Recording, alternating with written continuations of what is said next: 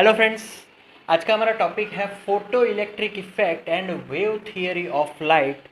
Basically हमने इस theory को बहुत ही डीपली स्टडी कर लिया है, बट यहाँ पर बेसिकली अगर हम लोग लाइट के बारे में थोड़ी सी जानकारी ले तो जो भी हम लोग लाइट इंसिडेंट करवा रहे हैं मेटल सरफेस पे, तो उसमें यहाँ पर एक फ्रीक्वेंसी, अगर फ्रीक्वेंसी की बात करें उस लाइट की फ्रीक्वेंसी के बारे में, तो जब कभी भी थ्रेशोल्ड फ्रीक्वेंसी से ऊपर वैल्यू की, मतलब कि अगर मैं यहाँ पर फॉर्मूला के अकॉर्डिंग लिखूं तो if v greater than v o, what is v o? V o is our threshold frequency.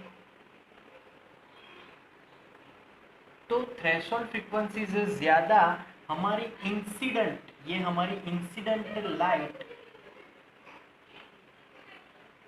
Light frequency है। तो ऑब्वियसली यहाँ पर जब कभी भी फोटो इलेक्ट्रॉन्स एमिट करवाने हैं तो ये उसकी रिक्वायरमेंट है, दिस इज द कंडीशन कि जिससे फोटो इलेक्ट्रिक करंट और फोटो इलेक्ट्रॉन्स वहाँ से एमिट हो सके। तो हमारी जो इंसिडेंट लाइट है उसकी फ्रीक्वेंसी थ्रेशोल्ड फ्रीक्वेंसी से ज़्यादा होगी, तभी हमारी जो मेटल है वो वर्क कर पाएगी। तो हमारा जो काम है वो कब स्टार्ट होगा? जब हमारी इंसिडेंट लाइट फ्रीक्वेंसी ज़्यादा होगी थ्रेशोल्ड फ्रीक्वेंसी से। मान लो कि यहाँ पर nu is less than nu zero, then what happens? तो हमारा जो भी मेटल है वो कभी भी फोटो इलेक्ट्रॉन्स एमिट नहीं करवा पाएगा। तो वहाँ पर फोटो इलेक्ट्रॉन्स निकलेंगे ही नहीं, तो कुछ वर्क हो ही नहीं पाएगा, राइट?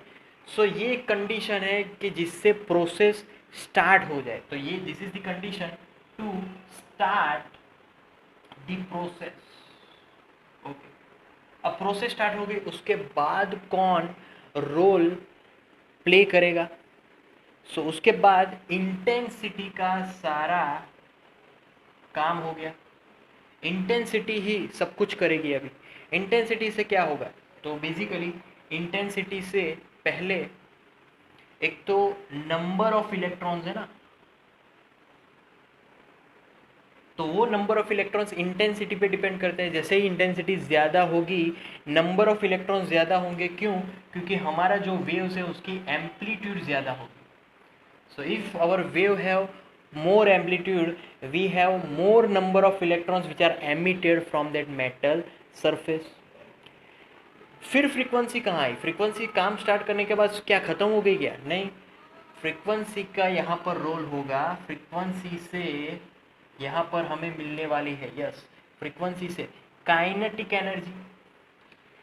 तो काइनेटिक एनर्जी किस पे डिपेंड करेगी? तो जितनी ज़्यादा स्पीड कहाँ से आएगी? फ्रीक्वेंसी से। फ्रीक्वेंसी क्या करता है?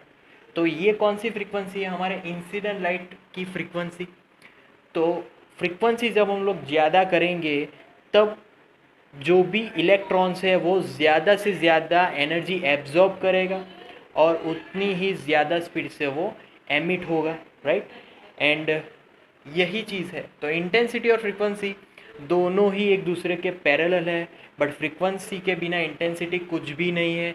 जो भी प्रोसेस स्टार्ट करवाना हो वो फ्रीक्वेंसी के बाद ही हो सकता है, भले ही लाइट कितनी भी ज़्यादा इंटेंसिटी वाली ना हो। बट फ्रीक्वेंसी अगर थ्रेशोल्ड फ्रीक्वेंसी से कम हुई तो कोई वर्क नहीं हो पाएगा, फोटो इलेक्ट्रॉन्स एमिट नहीं होंगे। So this is the condition, basic condition. फिर आता है मेटल पे ही डिपेंड करेगा कि कितनी हमें थ्रेशोल्ड फ्रीक्वेंसी रखनी है। कुछ मेटल की थ्रेशोल्ड फ्रीक्वेंसी कम होगी तो थोड़े बहुत फ्रीक्वेंसी से उनका काम स्टार्ट हो जाएगा। कुछ की ज़्यादा होगी तो हमें उतना ज़्यादा इंसिडेंट लाइट, ज़्यादा फ्रीक्वेंसी वाला इंसिडेंट लाइट वहाँ पर एमिट करवाना पड़ेगा, वहाँ पर इंसिडेंट करवाना पड़ेगा, right? So that's our topic guys, that's it for today. Please like and subscribe.